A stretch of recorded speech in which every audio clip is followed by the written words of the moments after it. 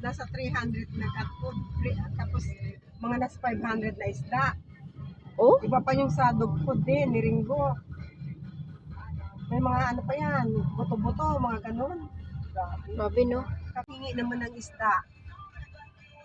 Mahal na rin, kahit galunggong ngayon, mahal na, no? 180 ba yun? Oo. Gusto ko pang mag-ulamin ng galunggong. Oh, masarap. Inuunahan pa ako. Pritong galunggong.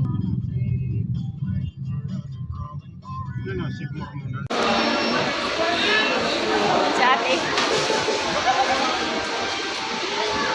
Nag-order.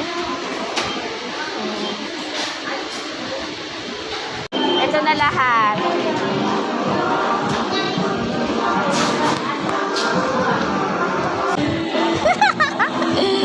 Inget, nagpa-Jollibee si Kuya Johnny. Ayan.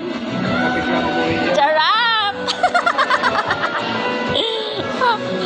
Ayan sila, oh, nagpa-Jollibee. Si Kian. Bakit naka-on lang? Naka-open ba yan? Hindi, isisend ko lang sa kanya.